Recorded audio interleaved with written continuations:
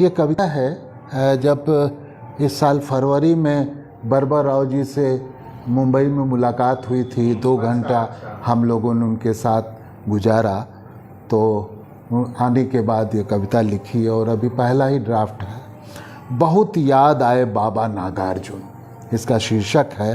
एक कविता बर्बर राव जी के लिए।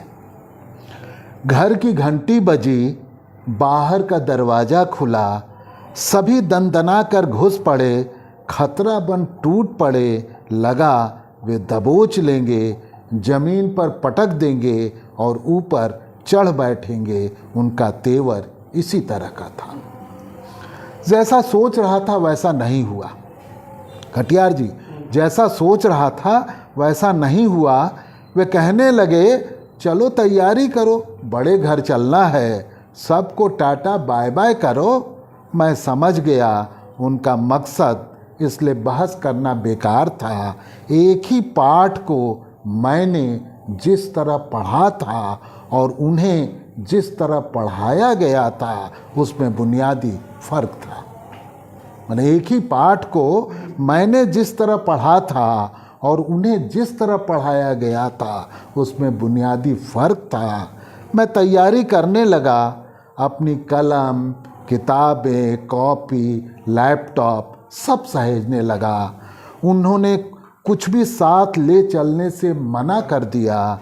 मोबाइल और लैपटॉप उनके कब्ज़े में था। इस तरह घर से जब चला, बाहर आंखें टकटकी लगाए देख रही थी।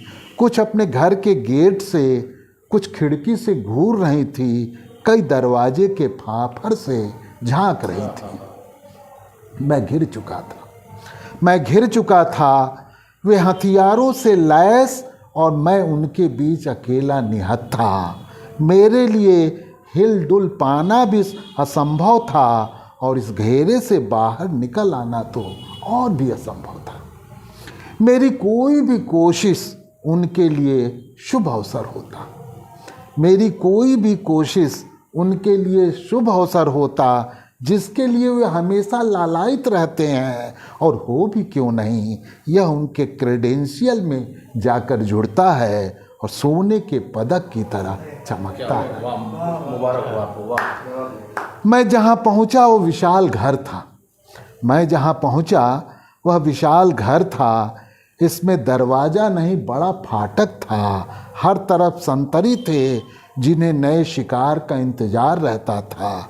गाड़ी रुकी नहीं कि पेड़ पर चिड़ियों का फड़फड़ाना, चहचहाना शुरू हो गया। यह उनका स्वागत है या कुछ और, इसका आभास तब हुआ जब किसी ने उन्हें लक्ष्य कर गोली चलाई। जान जाने का डर किसे नहीं होता। पेड़ से सब उड़ चुकी थी। इधर फाटक खुला, उधर चिड़ियों का फिर से पेड़ पर आना शुरू हुआ। एक ने ची किया, 2 ने किया, ची ची ची का शोर उठता गया। मैं बड़े घर में दाखिल हो चुका था, पर चिड़ियों का शोर थमने का नाम नहीं ले रहा था। उस वक्त बहुत याद आए बाबा नागार्जुन। मन मस्तिष्क में उमड़ने घुमड़ने लगी ये पंक्तियाँ कि जली ठूठ पर बैठकर गई कोकिला कूक, अरे बाल न बांका कर सकी शासन की बंदूक। जली ठूठ पर बैठकर गई कोकिला कूक। बस।